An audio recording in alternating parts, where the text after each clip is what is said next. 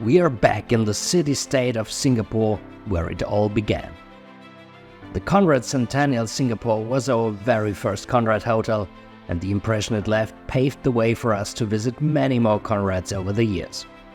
Returning to the bustling streets of Singapore, we had high hopes of being among the first guests at the newly opened Conrad Singapore Orchard.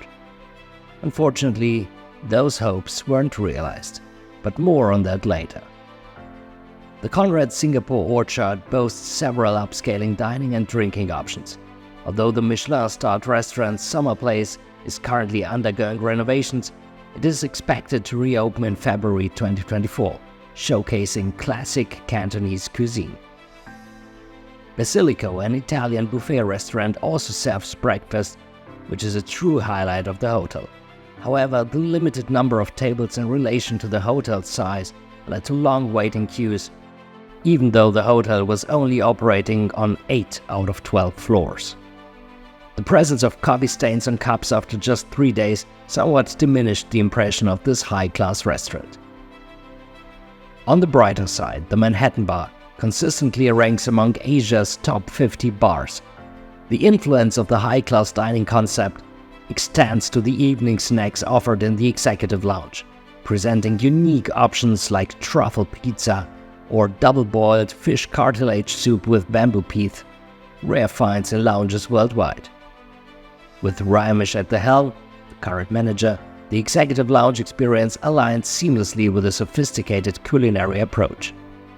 The overarching concept of the Conrad Singapore Orchard is evident: entice visitors with upscaling dining and drinking options and encourage them to extend their stay for added convenience.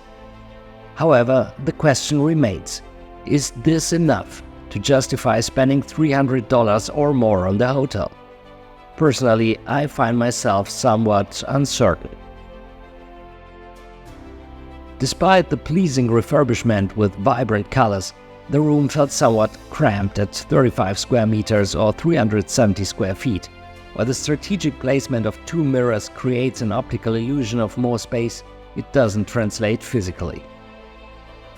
In our case, room 714 turned out to be 10% smaller than indicated, significantly impacting both the bedroom and the bathroom. Unfortunately, the bathroom is quite compact and lacks basic amenities like a toilet paper holder, leaving guests to sit in their towels with no available Wi-Fi. Additionally, there was a water leak in the shower, which, over time, could lead to the ceiling developing mold. Unfortunately, Singapore Conrads have made the decision to discontinue the plush bears and now only offer a duck, and I had to fight hard to get that, as there is no bathtub in the room. However, the grand opening appeared somewhat rushed. The pool, which opened just the day before, is already closed for maintenance the second day. Overall, there was a widespread disappointment. Despite being open for just a short time, social media posts during the initial days carried a predominantly negative tone. Watch this video next to follow our journey on the Conrad Challenge and explore a more amazing Conrad hotel along the way.